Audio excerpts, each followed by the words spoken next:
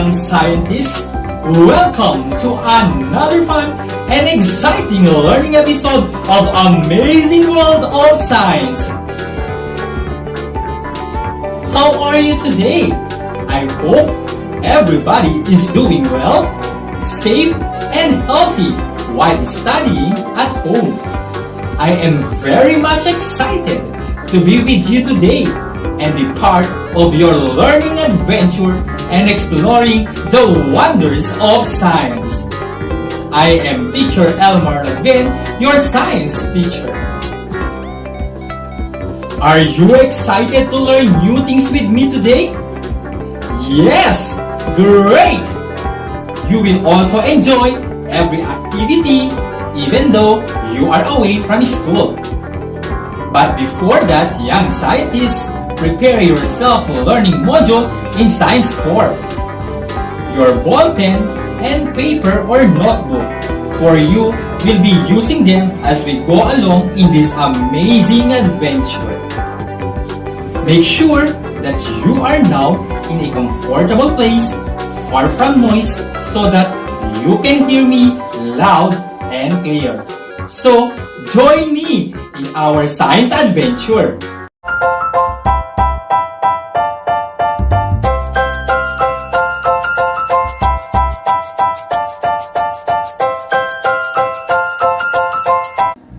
Force is important in our daily life. We use it in all of our activities like walking on the road, lifting objects, throwing a ball, or moving objects to a particular direction. We use force in order for us to live, and we apply it to the different objects around us.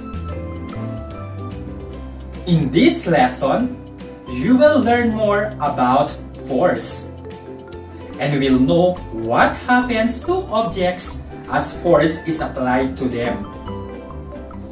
For you to learn these concepts, you will be performing exercises and activities which will enable you to explain the effects of force when applied to objects.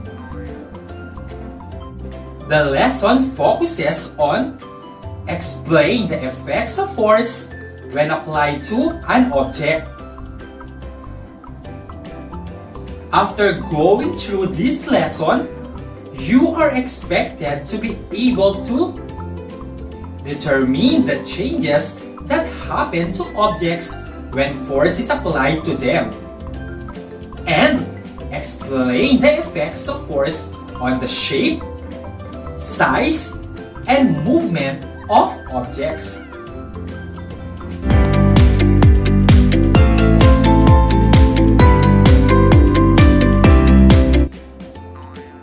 What I know? Directions. Examine the table.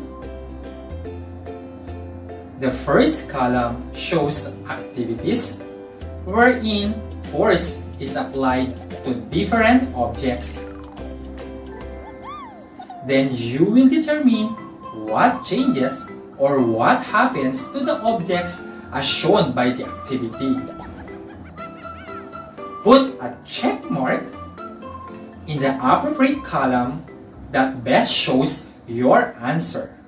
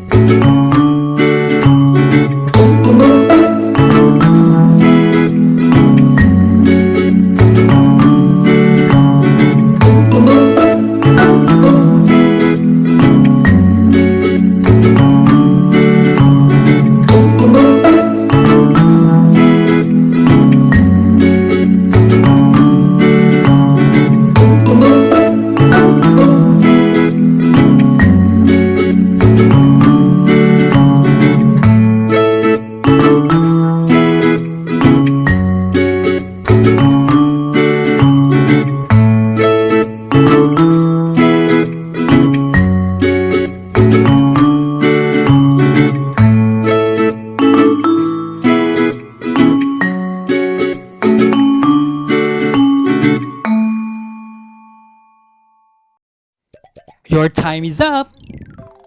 Now, let's check your answers. Number 1.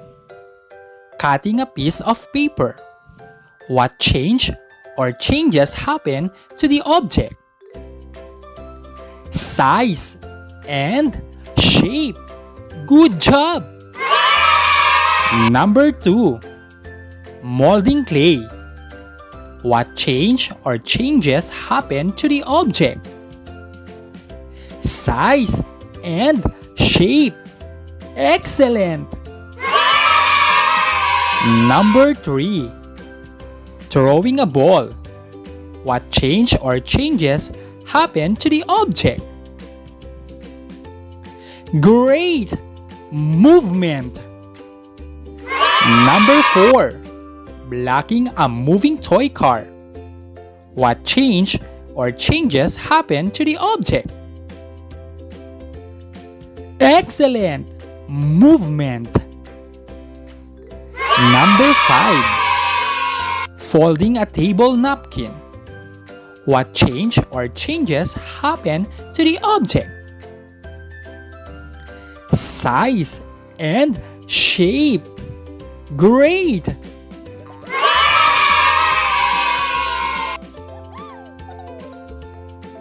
Number 6. Tearing a biscuit wrapper. What change or changes happen to the object? Very good! Size and shape. Number 7. Chopping firewood. What change or changes happen to the object? Excellent! Shape and size. Number 8. Slicing bananas. What change or changes happen to the object?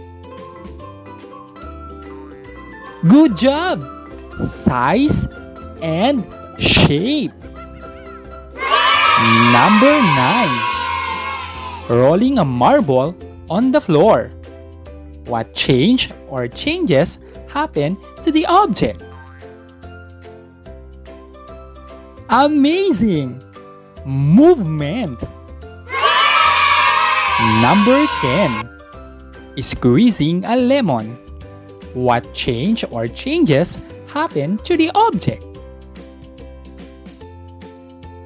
Good job! Size and shape.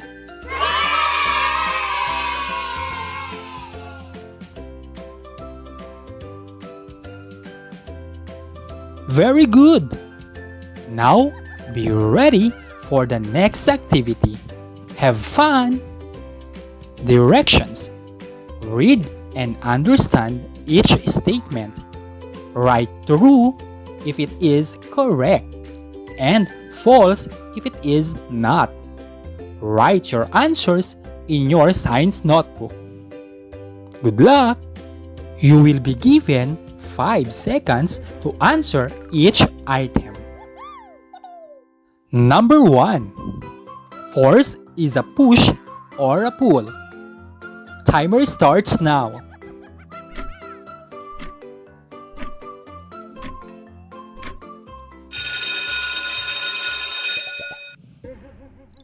Your time is up. What is your answer?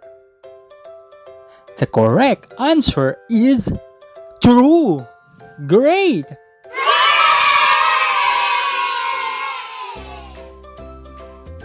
Number 2. Without force, a moving object will stop.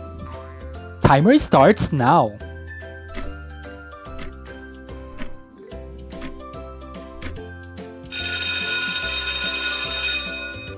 Your time is up. What is your answer? The right answer is false. Good job!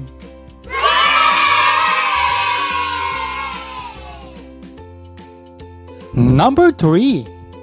Without force, an object at rest will not move. Timer starts now.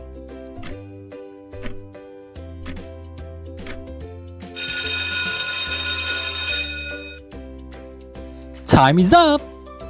What is your answer? The exact answer is true! Amazing!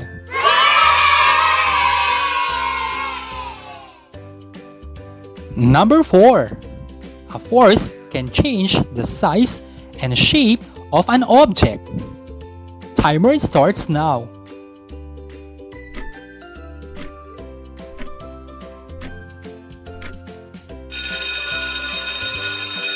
Time is up! What is your answer? Good job! True!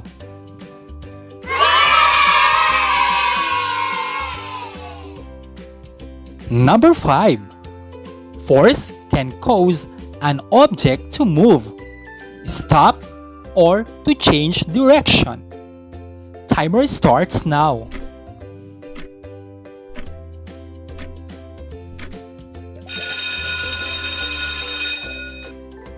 Time is up! What is your answer? Excellent! True!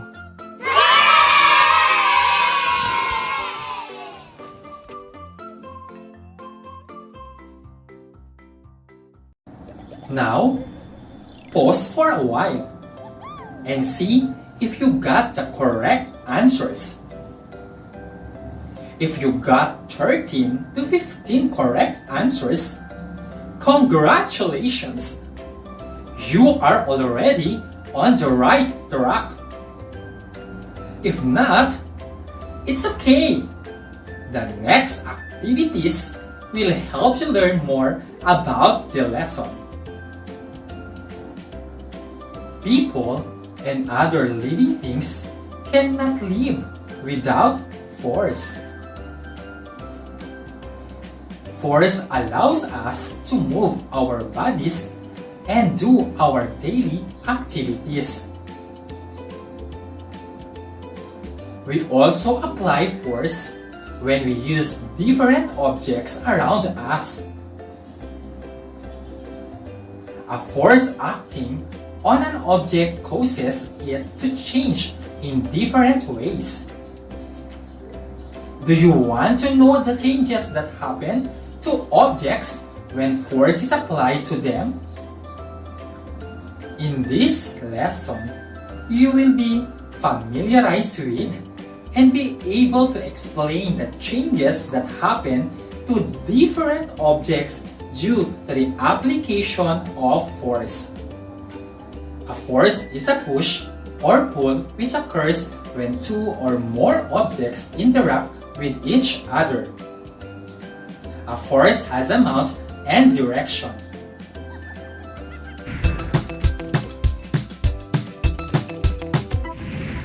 Pushes and pulls change how things move. Forces can go in different directions. Pushes and pulls can be strong or weak. Pushes and pulls change how things move. Forces can go in different directions. Pushes and pulls can be strong or weak. So when you push with force, things move away. They'll move back to you when you pull. The shape of an object may change when force is applied on it. Kneading a dough, pounding pepper, compressing cotton, bending wire, twisting rope, stretching rubber band, or squeezing rubber ball are some ways of changing the shape of an object. Also, when force is applied to an object, the object size may change. Some situations where force is applied and change the size of objects are the following: dropping a glass, pounding a garlic, cutting a paper, sharpening a pencil, and grinding papaya. The force applied on an object also affects its movement.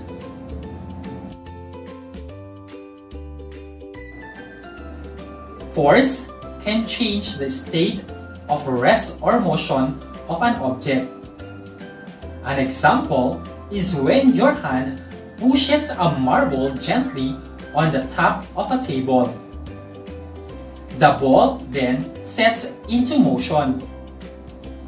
Now, if you keep your hand on the opposite side of the moving ball comes into a state of rest. Force can change the direction of movement of an object. An example is when a football player applies force by kicking the ball in different directions. Force can change how fast or slow the movement of an object is.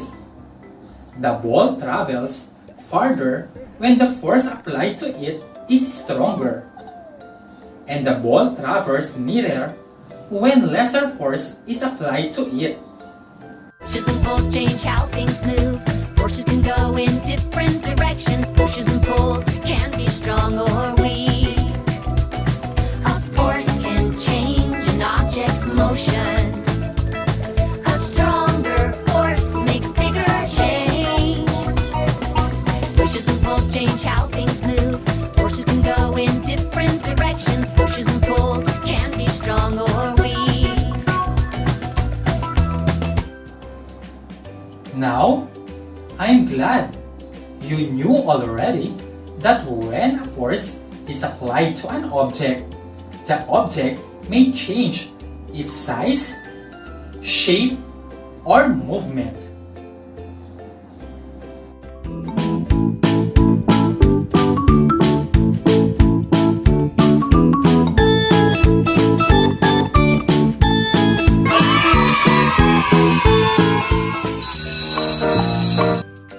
Wow!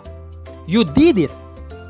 It is time to have a test of what you have learned from this lesson. Ready? Best of luck! Directions. Write the letter of the best answer. Write your answers in your notebook. You will be given 5 seconds to answer each question. Number 1. It is a push or pull. A. Force. B. Gravity. C. Mass. D. Speed. Timer starts now.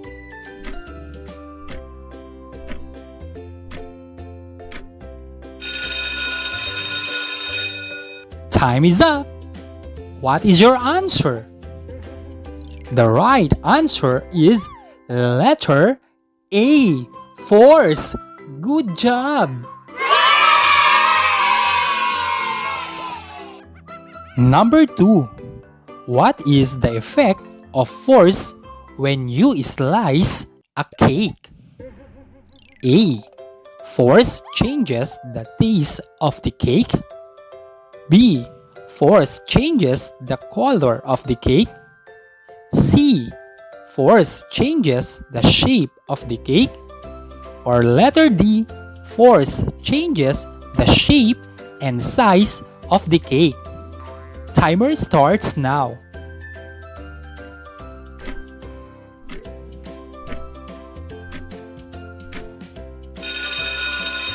Time is up.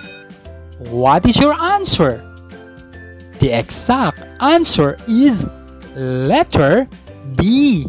Force changes the shape and size of the cake.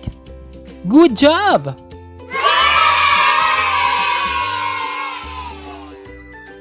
Number 3. What changes when you stretch a rubber band? A. Chemical property. B. Color. C. Size. Or D. Movement. Timer starts now.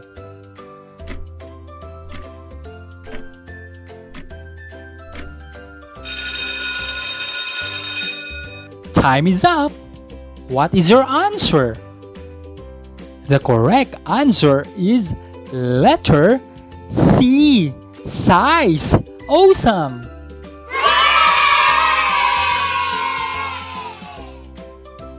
Number 4. The picture shows that two players are pulling a rope with the same amount of force. What will likely happen? A. Both will fall. B.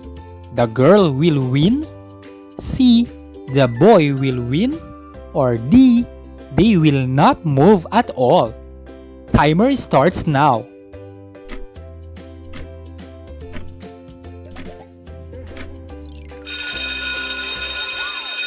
Time is up. What is your answer? The exact answer is letter D. They will not move at all. Amazing!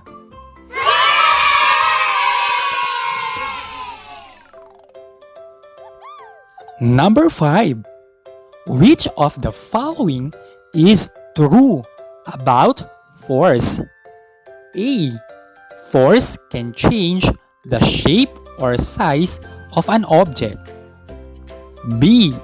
Force can only change the direction of an object. C.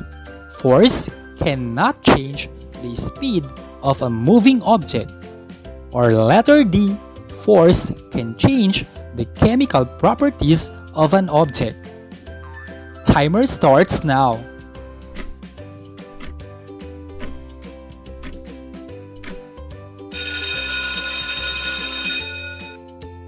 Time is up. What is your answer? The exact answer is letter A. Force can change the shape or size of an object. Awesome!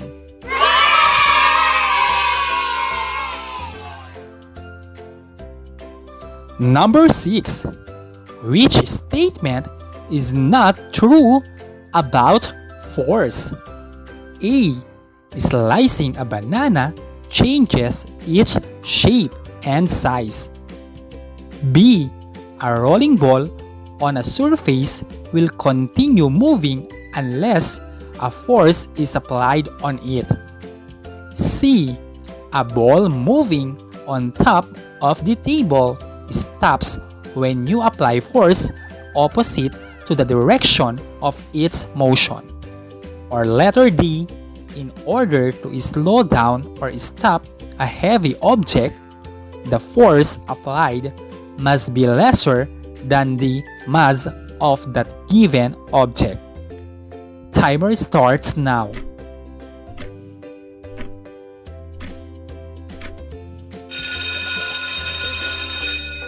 Time is up. What is your answer? The exact answer is letter D. In order to slow down or stop a heavy object, the force applied must be lesser than the mass of that given object. Excellent!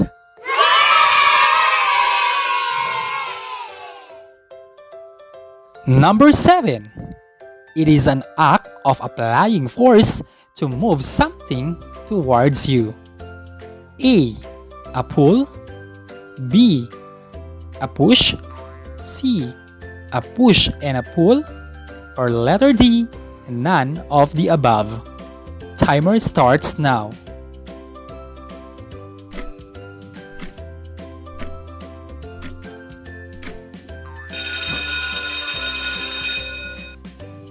Time is up.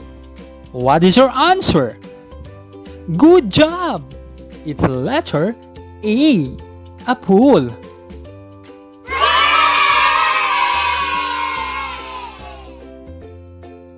Number 8. What do you think will happen to the speed of the object when the force is applied in the opposite direction to the direction of motion? A. Increases. B. Decreases. C. Remains the same. D. None of the above. Timer starts now.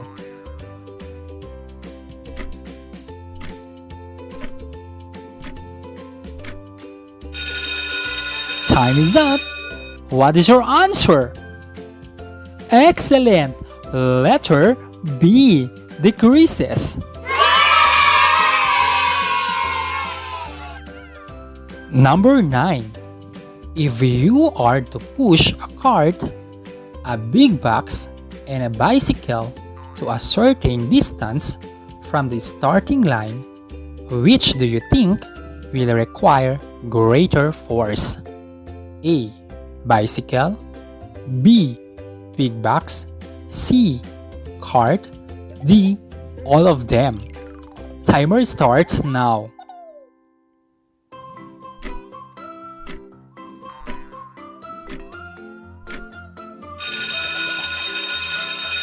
Time is up.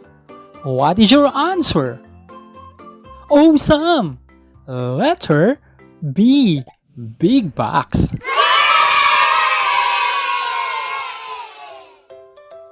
Number 10. The greater the mass of an object, the greater is the force needed to blank the object. A. Move. B. Push. C. Stop. D. All of them. Timer starts now.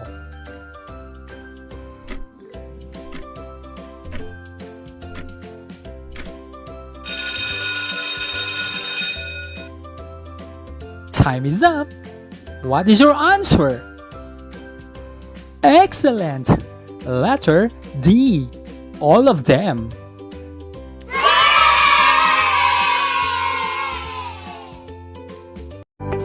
Excellent! You've made it! You are now ready to go to our next adventure. I hope you had fun learning adventure with me in this lesson. And I hope that you can answer all activities on your module. Let's learn more interesting things about science in our next adventure. All for today, young scientists. In Science 4, where learning becomes easy once we explore and learn anything under the sun. Science is really fun. This is your science teacher, Teacher Elmar. Thank you for joining me in our short yet exciting adventure. Watch out and listen for another episode in Science next Friday. Only here on Lead TV and Leader Radio, leading everyone's academic development. Till next time, bye-bye!